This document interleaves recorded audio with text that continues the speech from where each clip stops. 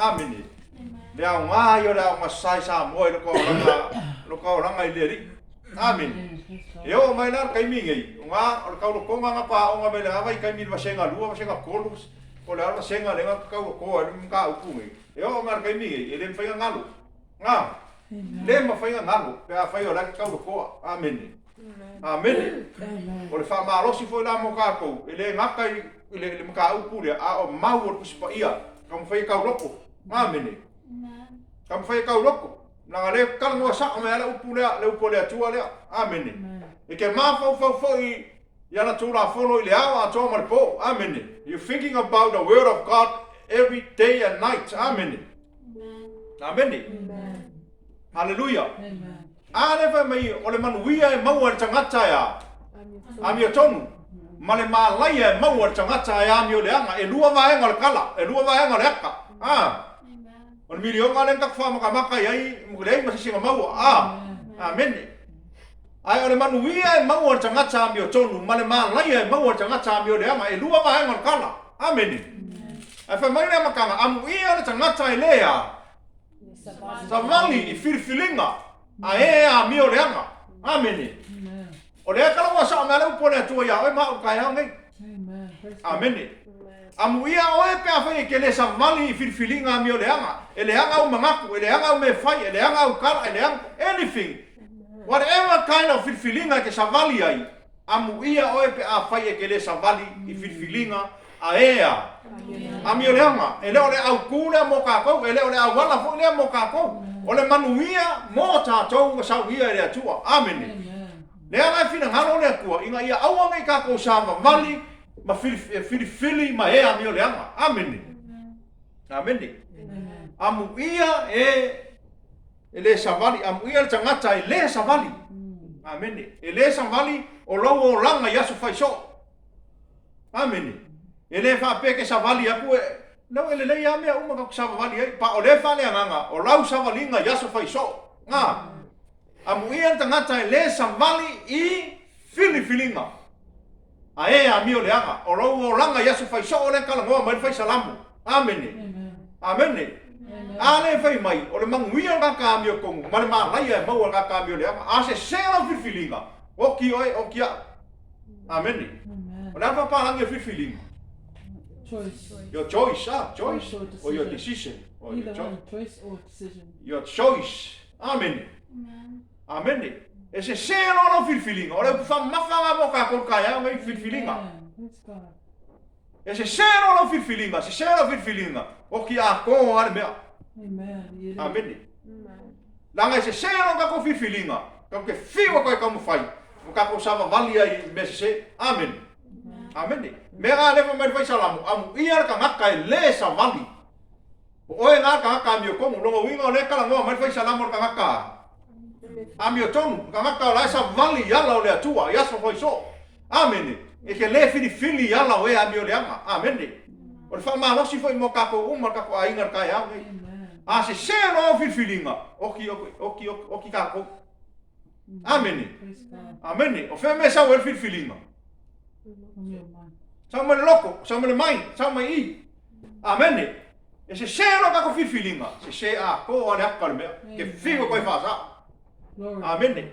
Me ga le kana mo mai le upo le atua ka ya mai amu ia ka ko ka ko le sa vali filifilinga ya mi le apa. Amen. Awu ka filifili me a mi le anga, awu ka filifili me se e ke filifili ya o mai le atua. Amen. Me le ka ua I o la decision make. Amen. Your choice. Amen. E ke fili fa atasi mai. Ma le atua. E ke samali ma le atua yasa fai so o lau filifilinga o mangaku mea le ka uai low thinking about the word of God. E ku maure polo inga ma le tūra whono le akua I lo ma fau. E ngofo I kongo oi. Pa whenga e filifili I le amio le anga pe a whainga o le upua le akua like memorizinga ma e meditate. Amen. Amen. Ai fa fenga e fili sao pe a fai nga o mea se anga ke ngofu mo oi. Amen. Amen. E le ma fai nga sanga kongu no ma fau pe a fai nga o mea se anga ke ngofu mo oi. War ke le anga le o langa le ko ke ia. We all take the mistakes. Kau ke ola I me se iska ngaka. Kau ke fili, kau ke kau whai kako mawhau i mea se ais. Ai kau ke le mawhau le upo le atua. Amen. Amen. Amu ia ka ngaka le samvali i filifilinga. A e a mio le ama. Longo winga. E le ka kau kako filifili se. Amen. Ai ala nga se au filifilinga. O ngai mamau o i malupo le atua. Amen. Le se upo le akua kako o lama. Me le ka ua ia le kako a inga kako uma ia kako kau loko ia o le se sale ua mau ala sa mua. Amen. Kako uma kilia me kako kau. Amen. Ko ia choice ia wa le lo fai kau au kako uma kako a inga e ka kau nga o kura sale o kako kau loko o mo sala mua. Amen. Amen. Amen me kako. Amen. Nanga ka ua ia mo ka upule saudi. Mama ye awang e sa vali filfilinga e me leanga, awa fo e ku aku lea. Le ala. Awang e sa vali, awang e ku, awang e ngofo. Wa ye konu mea sa wenga. Ele ngaka awang e sa vali ala o e leanga, awang e ku yala. We anga sala, awang ke ngofo ngofo a ya. Ka wemu. O va nga umanga ka leanga. Ka kasise. Nga pa wala nga me whainga le ola ka wemu ola whapenga aisea e ola le ola sei. Amen. E le ngaka na whamai aua ke filifili. Wala kaimea se se la fifilinga. E ke whiwa whasanga kongo o wala. O au vai ala o ea meo leanga. Amen. Amen. Amen i mangi kaya. Praise God. A se no mengo fo i. Ma fau. E whiwa o vai whasanga kongo lau sa wali malo ma fo. Nga mea se ala ye. Amen. E ke fiwa na ko kam fai ka fa sanga kongo vai yala o ya mio kongo. Ala e o au vai yala o ya mio leanga. Amen. Ai se feelinga. Amen. Ko lule le me nga kala mo me salamo la makanga. Amen. Amuia ka ka le savali me mo. Amen. Amen. Ile ala o ya mio leanga lua. Tu ile ala. Maua mai, o malama i upu e kala ngau kuai, me whakarangi. Tu i le ala, amene, longa kolu, nofo i le nofoa, wawa ia e, kolu le leiva e ngau mea, savali i le ala, o i savali filfilinga, vai, tu i le ala, nofo i le nofoa, amene. Ai, savali na filfilinga, e le ma whainga o vai pe a whai ele o yelo loko se me ke ali ai. Amene. E le ma fai foi nga e kau kala se mea, pe a whai i o inga i lo loko. Amen. Because that is your choice, your decision made. E whai loa mai au me whai. Amen. Mea nga wha mai e whachalamu, o ngi kako sapa vali filfilinga e a mio leanga. Amen. Awa foi e ku yala. No inga, alo e se mai yala o kaka mio leanga. Amen. Kako alo e se mai ai. Amen. Amen. Awa foi kau ke ngofo lea. No fo la nga me ngofo e tau emu. Na fa pa angi nga se wenga. Amen. What verse? First one. Ha? Which verse? Het verse nga ka ko kusi de fa. No, but what verse in the chapter? Verse 1. Psalm 23? First. Psalm. Ha? The first psalm. Salam mo. Oh sorry. Yes, what's this chapter? Sorry. Chapter 1. Chapter 1, you don't say chapter 1st. The chapter 1. Ale, gan salam mo le amaka ka lo ko le la afare. So what verse? First chapter. Amen. Hallelujah. So yeah, not sit in the seat of the scornful.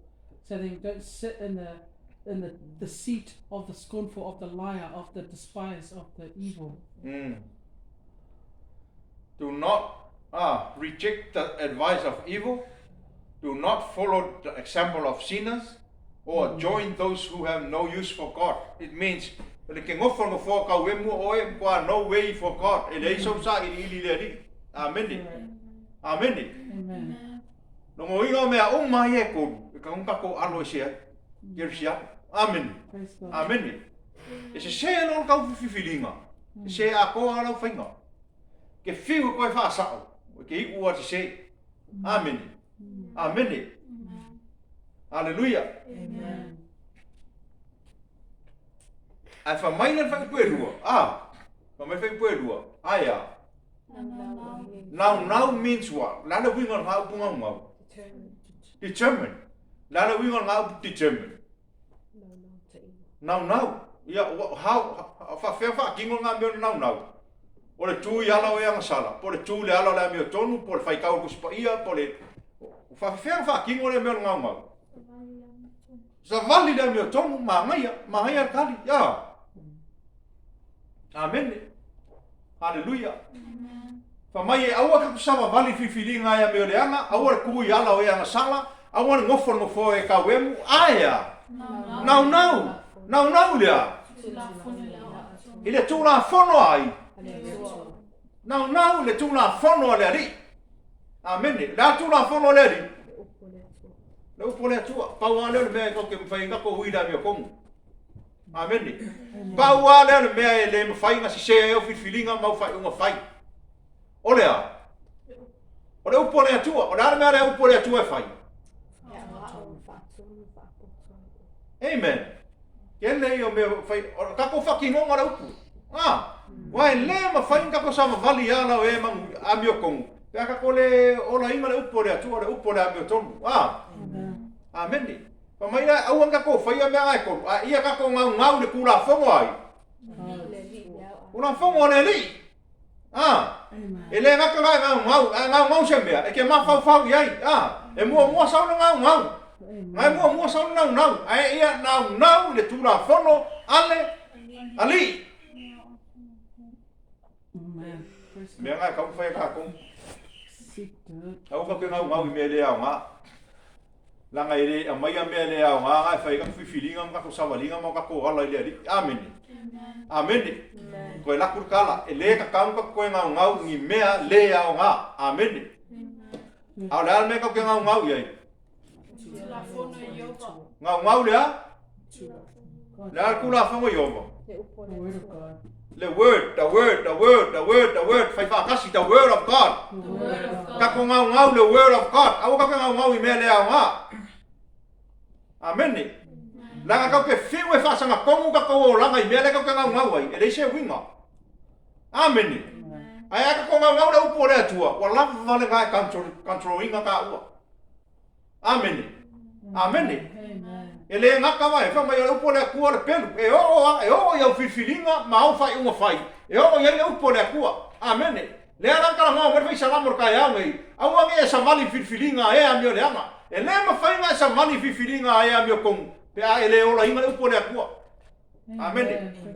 Fai ngaka fai ke ola fa le nganga lo langa. Ala ke ngau me al kingo. Mai mau kai. Ele make sense. Amen. Ele make sense. E ke maha e hola no hola fale nga o loko la nga ikimu. It's not work. Ke fiwe fai. Mo la nga ele kai san komu deri. E ke fiwe fai. Ele o me iluma no hola. Ala me i ku fa pe a o la okay. Ala me i ku no hola. Amen. Ai sea, ele o yese kamo le pole atua. Amen. Praise God. O se au mo ka ko ai no ka ya ngai kam fai ka ho fil mele. Amen. Ka ngofi amen o la longa mai. La longa kuma mai. Clear, everybody's clear. The word of God. O la longa mai ka ainga. Amen. Le upole akua. Pa wale me fa sangkongo e ka fifilinga. Amen. Pa wale me sangkongo e ka ko wala ile ri. Ngale upole atua. Pa wale me ma fa e ka ko wala mo le ri yas fa so. Upole atua. Amen. Ele ma fai e mea nga ngau e ka ko ma fa kingo. Nga fa sanga kongu lo la nga fa le nga. No, ele ma fai never. It's not work. Amen. A umana no yaso ke le kamar kuspa ia. Fa sang kongu lo la nga fa le nga. Fa fe. A umana si movie so la si movie fai ka ko si mea fai si mea. A fere un po le ku. Amen. Fere un po le tu le ka mo ma tu spa ia. Ka ke fiwe fa sanga kongu ka ko fifilinga. E se ya. Langa ele o ka ko le o kai line ka ko le upole atua. Le upole atua. Nga fa mai ele nga ka o ke savali fifilinga. Au ke ku ya la ya mio le nga. That's all a part of ka ka le nga. Le malaya nga. Au ke ngofo e ka wemu. Wa pa wala me fai e ke le o yeso loko le atua. Amen. No fo e ka wemu. Ele o yeso loko le atua. Your heart is not with God. Amen. E fa mai na foi pelu aia.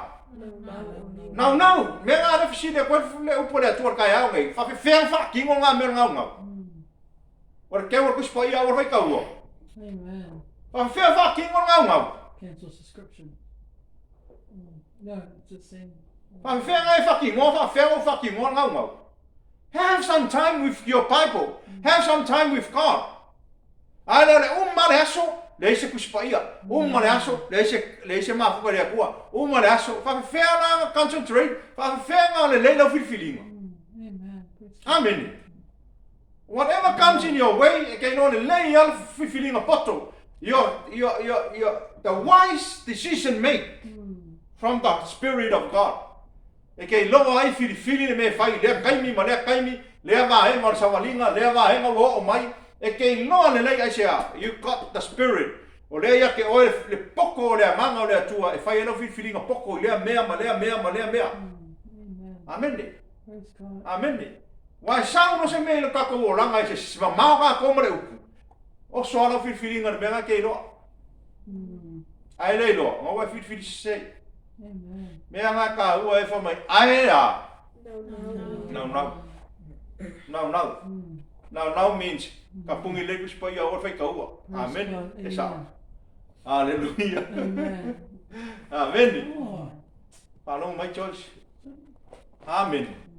Ai nau le tūra whono le ri. Ele skula whono sesi. Ele skula whono sesi. O kula whono le atua. That's right. O le upo le atua, o le upo le ola, o le upo le poto, o le upo le malama, o le upo le amiltonu. The truth. Amen. E le ma whai roa mai e sesi mea ia ka ua le mea mongi ma le mea sako. E whai ai ka whifilinga, ma whai ai ka whai unga whai, ma whai ai o ka ala, ngā o le upo le atua. Ma whau ai wha mai, I know. Amen. I know. Determined to be determined. I know ile tūna whono ai. Yehova. Tūna whonga neri, ele skula whonga sesi. For my life, I saw my a ma fau thinking about it many days about the word of God. E ma fau fo ile lana tūna whono ile a. Day and night, 24 hours. Ele se kaimi. Le se kaimi visi. Amen. E ke ma fau e re ngaka ngau. Wa ngau o lo iaia. O fia mongua a ngau o lo loko lo iai. Amen. A ngau se mea. Fia lo loko lo i o. Lo leva ngai o lo loko le mea pika se lo ngau your heart say yes. Amen. A ngau se mea. E re ngaka ngai lo loko. Ai ke a. Ke ma fau ai ke mi uma. E ke le kai mai ma o so kai mi. E ke ma fau i sesi mea. Ai anu lo ma fau le me le ke ngau ia. O la me le ke ngau ia. O lo pone atua. Ai ngau lo pone atua. O lo ma fau a ko ala ia. O la time ke mo fo ma fau le mau ia. Ma fau le si mau. Ka u ko mai le mau. Amen. E ke ma fau ia. Ile ao a toa ma lea. E kele me o le au koe alu marepo, 24 hours. Mea ngā ele eisi aka moa e se sea eisi kako whiwhilinga le eisi aka moa kako ke uia i ala o anga sala. E sea, lao lai sa o le leo kako mindset i le upo le atua. All the time, you're 24 hours, you're day and night, you always memorize the word of God, you always meditate the word of God. Amen. Ma wasing kai me singa relaxing as eu ki singa movies a little bit time. Ai le ka kaun ko kupungi me va pepe o ka ko movie ma maka. Amen. Hallelujah. Ai aka ko a vera aka ko ka hofira fa au mai ko nga ka manga fa ki ngore upule. Aka ko ka hofira kuli au ku o upole atua. Ki nganga whanau ko embo maka ala ke kuli ano kulinga upo le atua. Ki nganga whanau ko rue lo uru whanau ko ngi wano rua e fia moea. Ala ke kuli ana upo le aka. Aka kulinga na whapenga ala upo le atua. Ala se manga i o kako o langa whale anga. Amen. Au ka ko, ele a ko sei ku la ka kala mo ko le tua, a ka ko fiu. Ele a ko sei ku la ke ko mo ma ka fa ka fa ho ele Amen. Amen. Now ni me ka ke lo ko ke o la. Amen. Mai. Amen. Now. Ai now la se mea. O mea fa nga ngai ro roko. Amen. E ke ma fa ia o le lu i mo ka ko ainga. O ko e o ma fa me le a nga. La longa mai. O la longa le lei mai. Au ko e mai ma u ka ko ma fa i me le se a nga. Praise God. Amen. Alu ka ko ma fa o ko le ku ala nga. Pa wa le ka ya la ka ko ranga. Amen. Amen e ka ko. Amen. O ke fiu e fa senga ka ko ranga. A ngo ka ko ma upo le ku. E ke fiu e ka fa o ranga ma ko ranga. Ke fiu e fa sanga ko o fa uma fa mo fifilinga. E o fo yo wala. E ke fa lo ku. Pea e sara fa lo ya ke oi. Praise God. Amen. Mama ma upo le tua. Le ai se upo le tua le o ranga. Amen. Ai fa le amo ala mo fo ale do. La ke ma fo le ku. La ke kala mo le mau le sa o mau e. Amen. Amen. Ai le mo fo ma o me va le ma me le anga le ma fo. Amen. Le anga. Amen. Amen. Me anga nau de upu le tura fo no yo. E ma fo ile au a ko ma le po. Amen. Amen. Amen. O va e ngana ia ka ngaka o lai mau le manguia. O le manguia e mau ka ngaka. Ami o tonu. Ngaka ami o kongo ngaka sa vali yala o le atua yasu faiso. O lai kusa man finga ngalo le akua. O fifilinga o wala o au me fai. Wa e ala wa e ola kusa man finga ngalo le akua lo o langa. Ai sea.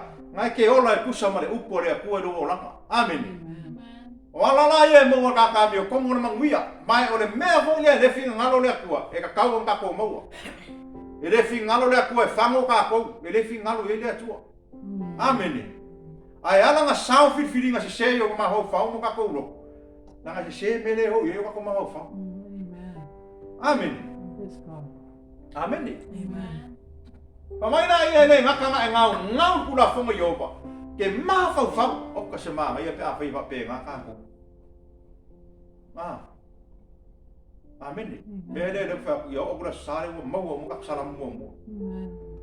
Amen. O le ma ngai ia fa pe ngau mo ke sia. Ele ngaka ngau le kula fonga. Ngau le se kala la ka mai. Ngau le Ngau le upu mense or kai mi aka ngole upu kai mi ka ngole upu or kai mi ma fa le upu or kai mi ka ngole upu kai mi amen.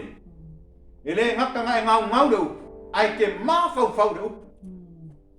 Langa e ma fa le upu. O nga ona nei ko mo oi. Amen. O nga ona le upu.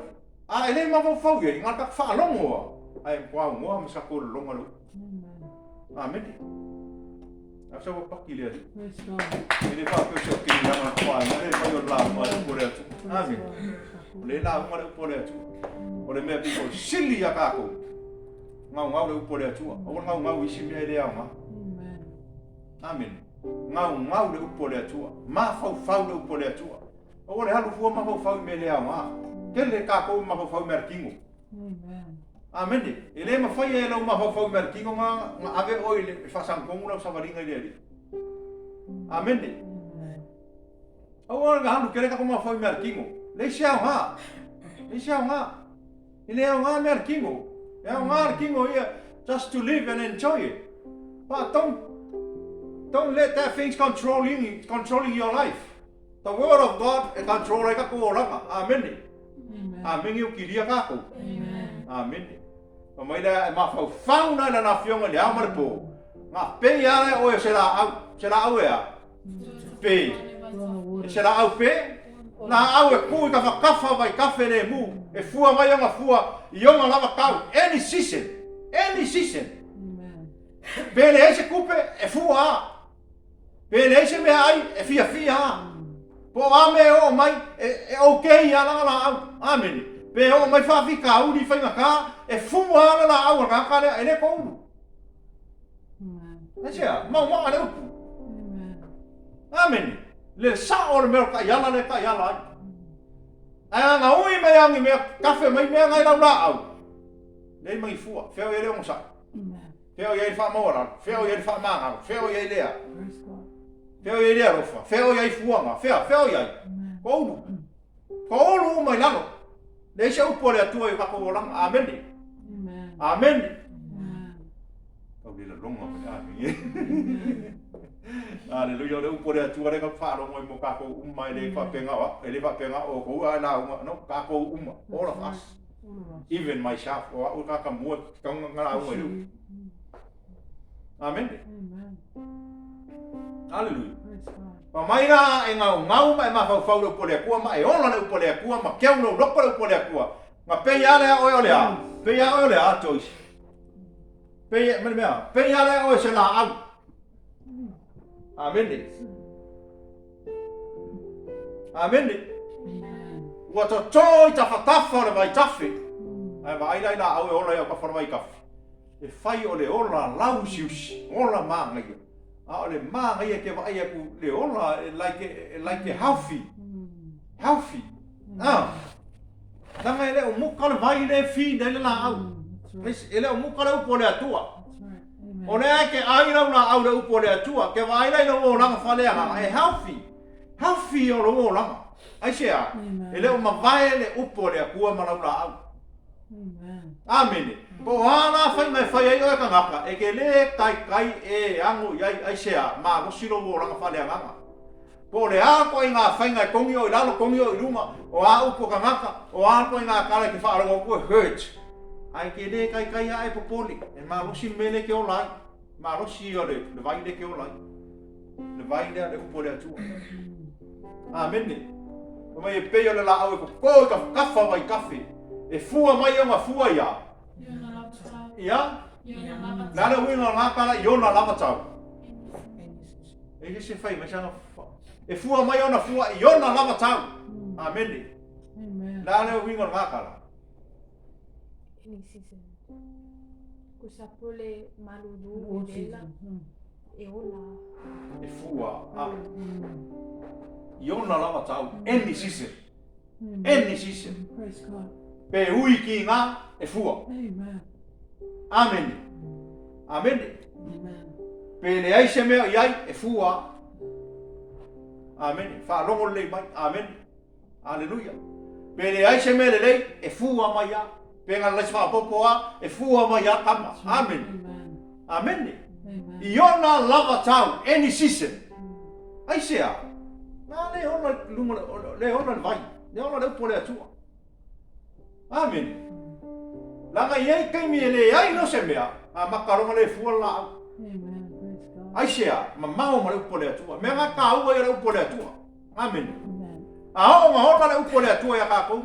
Ma hola kako langa lunga le upo le atua. Po le a ko i ngā mea ui ai nau savalinga. Ke le poli. Amen. Amen. E ke le poli nge ke ua o kai hau le se mea ai ke poli ke ua a ke ua whapea mai. E ke le poli le a mane a. E ke le poli. Aia, makua mau wa anu loko le upo le atua. Langa lai wha mala ma lama mai le upo le atua ia o e le meo leo langa. Amen. Amen. Amen. Pa mai e le to unu fo i ona lau. Amen. Pa mai e fua mai ona fua i ona lava tau. E le ngaka i fua fruits. E fruitful. E multiply the fruits. E le ngaka mo makua makau kiara o sai. Awa akiri aina e o sai. Wa e le koe ila se mea. Wa le koe po ako i ngā mea o mai. Wa e le koe po pole. Wa akiri aina fua kau rau le alofa i lovo langa. Amen. Amen. Amen. Amen. Wangi mea e ki wha maa ngalo i ta ngaka i me whai mai ake. Oi, amen. Ai sea, wa fua lo la au. Fua lo langa. Not only be fruitful. A o lau e lea. E le ko unu. Ki le ko unu ngā langa. Mau. A vai mo kau ki o le upo le atua ka ko ola. E sasi lo la whiwhilinga. O ki oi o ki a. Filifili la i le me te iroa mo o le manguia. Filifili le ala o e a. A me o tonu. Filifili ala o e a me o tonu. O ka kouka ke ui ala ngā. Na e wha alonga kwa le meo kau osa mai whafo i lo nguku e le whikau i aua kau ka lai. Nanga le o ala ngā. Amen. Amen. A e wha alonga kwa le mea alu e whai ke iroa e le whikau i aua le whaia. Nanga le o ala ngā. Whaalongo le upo le kua po le ame ka mo le upo le kua ka mo fai. Amen. Pe vio ka whaalongo i. Ka kela ka ko whaalongo na ngonga. Our emotional, our feelings. Amen. Amen. Ai loa e le fikaui. Ma le mere ka mo le upo le atua ya oi. Don't do it. Simple. Amen. Fai le mere ka mo le upo le atua ya ke oi. Pe ke whaalongo kwa se i lau whaalongo. E le make sense i lau whaalongo. O si kai pera ngai ke loe. E ka kala mai le kua le si mele i luma. Fa mama lama mai le kua le si mele i luma ko oi. Amen. Ko mai e le ko ulu fu i o ngala. Aia. Aia. Fa leo kele mea le inga ia. Ele kasi se mea. Ele lua ele kolu aia. Everything is blessed. Amen. Amen. E manguia o lima, manguia o vai, manguia mea uma ke faya. Everything is blessed. Amen. Ele o ela ele wa. Au le olo le upo le atua. E manuia mea uma nate faya. O lau savali e manguia, o lau sau e manguia, o au me faya e manguia, o lau kalangoa e manguia. O lau o langa e manguia ea, e wha manguia e ka hakara ki kilo ya ke oi. Amen. E manguia o langa ka hakara ki kilo e lau o langa. Amen. E o e lau kalangoa e manguia ka hakara e whanongolongo. E po ia ka kalango fofo mai o a whanongo lau kalangoa. E a mai a ka ringa ni mele whanongo koe lau kalangoa ise a langa lai manguia ai. Amen. Amen. E manuia mea uma nate faya. O te au ngare i mo ka ko kai au. Ai aka ko ui no le ala o ea mio le ama. I whangu. E leo whing ngaro le kua ke ui e. Langa e whangu ai o ka ko o langa le uinga, le alanga. E alanga whangu, ke share ka ko whitwhilinga. Amen. E alanga se share ka whitwhilinga, o kele lau ma fau fau i mea le kingo. O le lui mo ka ko ainga. Ia whaale anganga, Christ mind, kingdom minded, lega wharongo ai. All we thinking is about kingdom of God. Ika ko ma fau fau. About the word of God. Christ mind, kingdom mind. The word of God, Christ mind, living according to the word of God. Align your word to the word of God. Amen. Ai whalongo ko ka oso mai se mere fi kau i mane upo le akua le kalangoa mai. Don't. Sa ora le ngala upo ka whalongo le isa suwenga le. You better shut your mouth. Ka afi. Au. Ke iwa yang salai. Amen. Ai a ka ko ngona le upo le akua e ola ka ko lunga vai kafe le upo le atua. The word of God is controlling us. Ele ngaka nga faya mai ka ko filinga. Ai ngake fa malama a kili ya ke oe le kulanga o lau filinga le la fai. Amen. Amen. Your choice, your decision made. Amen. Leo mangingo ale ka ko vai le upo le atua kaya e lua vai ngale aka. Vai ngale leimon vai ngale aka. Ele ai ma se ka ko fi aru se vai ngale aka. Amen. Ka ki fi o man vai ngale le. A leo ko au mai le ngango le atua fi au kaya o. Le ma fai on ka ko ui le vai ngale le ma ka ko mo vai ngale le. Ka ko le au ngom le upo le atua. Amen. The word of God. Ai moe ma fau fau ye. Ola ma se mau se kaske ma fau fau e. A ola ba le loko ma ke ma fau fau mai moe moe e ke ala mo fo kaya e ma ro pa. Amen. Amen. Amen. Ai moe wo ngare. Au ngi o nga sala pe au itsa ba e ke ma fau pe nga. Amen. E ke ala mo fo dan kaya o e ka ngoa fa ma ro. Amen. Ia fa mangalo atu ye o ngale nga mai atia langa le fa mangalo le ku ya pe le fa mangalo res kama. Amen. Amen. Amen. Praise God. Amen. Amen. Ma fa le upo le atua. Ile ao ato mar po. Amen. Amen. O wona a rua kele ma fa le mele ao ai me ka ke ma fa le mele ao. Na thinking about life. Ele fa pe la ka ko le ma fa le o la. Ai o mai mea ngai control ka ma fa. Pa le upo le pua ka ke ma fa ye. Amen. Amen. Moe mafau se mau ma le upo le atua. Mafau le upo le akua. Waka kama ka upu o uma fai. Heaps of subjects we already talking about. Kelle ma ka upu ka mafau ka kalangoa. Aso lua skofi as fala sa, aso lua skofi sa, aso lua skofi sa. Ai le ai se me ke winga. Mai mau kai. Mai mau kai. Le ai mas ka ko me fa fianga me ika ko ora. Fa fianga ko sao ke me finga. Amen. Ka mai le fauru ma fali no le ngonge ka kai fa longo ai le fai a. Sao wal makangi ngale ngukki ai la. Amen. Le ima se mau. Ma le ua ya sia ka mai mea ngukki la. Amen. Mea le ka ua ia ka ko ma fa fauru upo le atu. Ola le upo le atu. Sa vali fili fili kusa ma le amio kongo le atu. E alan ka ko fili fili ka kasi ma le atu. Kongo le ka ke ola le upo le atu.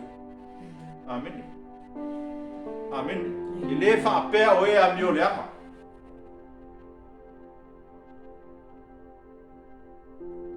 Hallelujah. Ile fa apea o e amio le ama. Le ala o sawa i le ala o e amio le ama. Ese mai le ala o le amio kongu le ka ko kala mo mo ai. Ai le ma se ka ko fi alu le ala o e amio le ama. Amen. Ile fa apea o e amio le ama. Ai peio a pucho saito.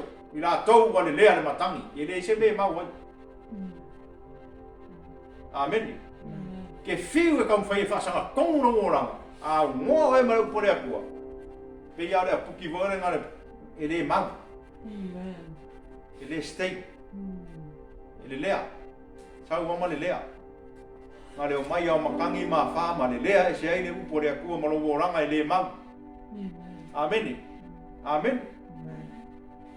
Mea lea le tu ai o ia mio leanga fa ma sinonga. Le tu fo o ia mio tonu fa tonga ia mio leanga. A wa wa sila fia yo vale ala o ia mio tonu. Oi lo le le akua wala. Le ima se me lilo sila fanga le akua yo wala mo wala. Mana malama fonga le tu ka ko wala. Ala o ia mio kongu. Wa sila fia yo vale ala o ia mio kongu. Ais fano lava le ala o ia. Le umanga fango le lenga muni ngal ka. Ai fango la pale ala ya miola. Ni se me la ka ko koe. Amen. O ngi ka ko koe fa pala le upo le atua. Ai fa pala le upo le atua. Pa wale me mo ka ko mal fango. Pa ele fina ngano le atua ko ki fango. Fina ngano le atua e ka ko mo wala mo mia le. Ai ala ka ko le mo. O ka ko wa ia. Me le me le atua. Yesu, okay, amai la wamo e mafa. Era uma mafa la wamo. It's a lot of thinking in your mind. A lot of things that you carry. Kelle o mea carry oi. Au mai ke Yesu le. Ai avakula wamo, la le amore kula. Pa wana me ke fai na lo follow the instruction. That's it. Amen. Amen. Amen. Ai au mai mea ke polonga, au mai mea ke safai, au mai mea ke ki nga ai a mai mea ngai fa polo mai nga oi a mai ke Yesu le ai a vakula wa mo le pa wa le ngaro kai kaua uska i fai ke vai le ai mea ngai ko u ese a e osi yo ia feeling of fai o ka ko wala ka ke ala ka sama vale ku sama ala o le ali amen ai va ai ka ngaka la au le fua ese mo ka kia amen le ala ngai lo ka o sila o ke lo ke sia o mai sila o fuar kai me solo ngale lei ngi me ku amen amen ar kai me u era sa valinga i fainga kama ki nga sa valinga o nga la e lo ala la o ngole la lu e o kama ala mau amen ia fiu e lu e pe lu e o lo ala ku amen se fa malo si au mo ko ai ni ka la sa ka mai na sa ka mai ki am ia ta mata ile sa vali filinga o lau filinga e ke se selo o ki ro mal me Amen. amen e ave u mai lo lo kingo amen amen amen Amen. ia ka ko makala fo i kam fainga le o la langi kam foi fa se ka ko filinga fa se o ka ko ma fa me nga kele mo ka mo ko kero ka mi upo le atu. It's not about our feelings, it's about our faith. Ai ai ka ko fa ko ma kupu ka ko fa ko ya la le opo le atu. E ke la longa le le me ka ngo le atu. Amen. Praise the Lord. E ke me mo kwang sau war ka ma ka mo fa ye mi milo chusta oi. Amen. Inga ia se sela filinga once se selo. O kilo mo me. Ai pawanga me le ka mo ye le atu. Your choice. Amen. But one man that you want to mai. But you got the free will to do whatever you want. The Allah ya mio kong por Allah ya mio lang. Praise God. That's you. Thank you, Lord. Amen. Amen. Amen. Ele pune le ko la filinga. It's your choice mate. Your decision mate. Mene es el fair yo le atu. Ele va pe ole pune le ko ole lofa le atu. No. God is God of love. He loves us. But He let you and me to do your choice. Because I fale como la filinga. Fale como wa ya. Amen. Praise God. Amen. Ako mo ingi le atu ngi kaya. Thank you, Lord. Praise God. Take some out. Ma fau loto le atu la savalinga. Thank you, Lord. E kai me runga lu Lord ka savalinga e kai me ke alu fa ro ma ngai e kai me fa ho ka mo mau ka try. Amen. Vai le ma fainga tu la fo inga ka u le atu. Lord. Ya voi lau ka koe whanongo le whitalai mai le nganga le atua le nei tae awa e ala na nau. Fili. Awangi ka ko sawa vali filinga e amio lea. Awangi ka ko kufo i ala o e ana sala. Awangi ka ko ngofo e kau wep. Praise God. E ka o mai ai ua le aise atua i a ka ko. Ai e ka ko ngau la na tula. Ngau i le kula fongo le ri. Ka ko ma fau ma ka ko wola inga le o le atua i aso fai so o le au ma le mo ma fau iai. Hallelujah. E lo ala o ela sa valinga ke lo fo ya ula sa valinga. E se me lilo si la fanga le atu. Mai o si la fia yo ma le ala o ya mi tonu. Ai fano la ma le ala o ya mi le. Le se me lilo si la fanga le atu yo wala mo wala. Si la fia le atu. Only you knows. And God knows your way, your heart. Lo filinga ma le mea ka kia lo loko nga o le atua. Le se me lilo le atua. Al tai au nei tatou a inga o se wha manatu mai le upo le atua. Au no ai tatou ma le upo le atua. Kau ke wha le kongu na. E ia kaimi ka ko ke ui ai filinga e a mio le anga. E ale ai le upo le atua yo ka ko la. Ai fa mai o le kaimi ka ko ke ma fau mo ka ko wola le upo le atua. Pei ka ko le la o ko ia ka fo vai ka fele mu fua mai ona fua i ona la mata. O a me o ia lau savalinga e fua la para o la. Ma fau loto lau savalinga i le atua. Te leo taimi e alo lo ma fau i mea le kingo. Ke leo kaimi e troa lo ma fau i mea le au ngā. Ka ua mea le kingo ne ka ke olai. Ai aua ngai ave ma mea control ma ave ua iai lo ka ngaka. Leo koe wha mangaku leo po le atua o kara ngoa mai le nganga o le atua le tai au. Na ngai le ma whai o ma wha ola inga ma wha sao inga i ka kou pe a alu ka kou ma fau i mea le kingo. Hallelujah. Ma fau lo loko i lau savalinga ma le atu. Ngai kei loa e oele levo ngai ai lau o langa i neri. A whai o leo whetalai leo po le atua i lo loto le tai au nei. Whai se whainga ma se suinga e tau na whai. Koe so mai te tonu. Tango le upo le atua i ai le nau tainga i lo loto. Ma fau i le upo le atua. Iau ma le po taimi uma le oranga. Mai le aise mea ta te mawhai o le tāua mālosi. Hallelujah. Mātou whaftai au e tamāre nei tae au. Whaftai lo whetalai mai e loa ala i loa nganga pai ia. I laua fionga o mātou whanongo i lo whetalai mai tamā. O e whetalai tu sao i o mātou tangata taito tasi. E au na mātou fili whaatasi ma o e tamā. Mātou nau atu lau tū la whono ia mātou ola ina lau. Mā fau lau a fionga i aso uma o mātou ola. Whaftaita mai lau whetalai mai le nei tae au.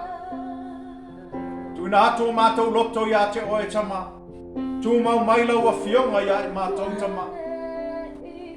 Avea I mātou ni la au te tō I tafa wai tafe. Te tō mātou o langa I runga o la upu no mātou atua. Ina ia whapeo na fua mai. Iona lava tau tama. Mātou whawhataia oele nei tai au tama. Tuina atu o mātou o langa ia te oe tama. Mātou te le mana oe whano mātou tangata le atua. Ai mātou te talo ngā lue mai le mana o lo nganga paia. O le nganga o lo iai le whamalosi. O le nganga o lo iai le loto tele tama. Ina ia mātou loto tele whamalosi a tini. E whaara wauna ua fionga. Wha tino la upu yo mātou o langa tama. Wha manuia mai oe le mātou mawhtanga le nei taia. Wha manuia ia I mā ua ma le whanau.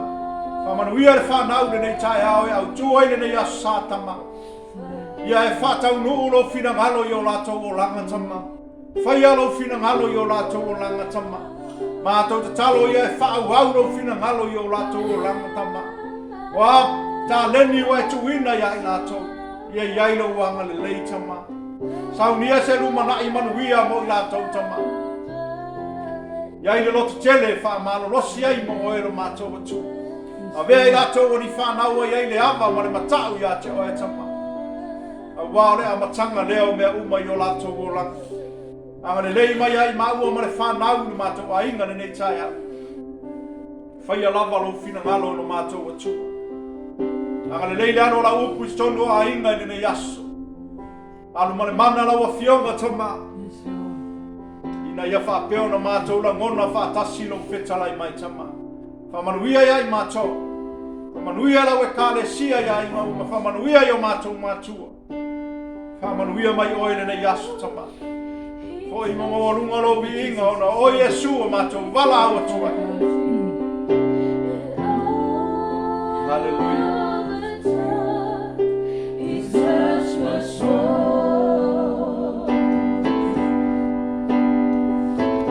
Something wonderful happened.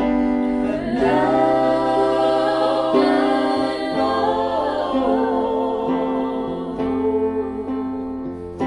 He touched me and made me whole. He touched me. He touched me. Oh, he touched me. He touched me. And all the joy that touched my soul.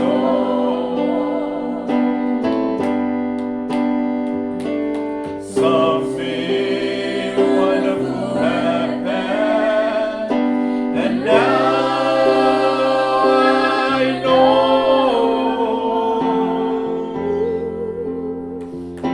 He touched me and made me whole. He touched me and made me whole.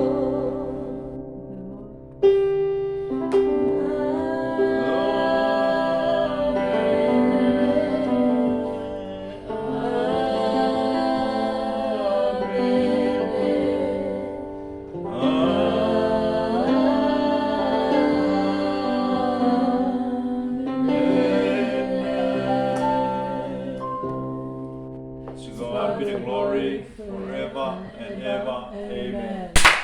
Hallelujah. Praise the Lord. Amen. Ya, ia dari ko ya sa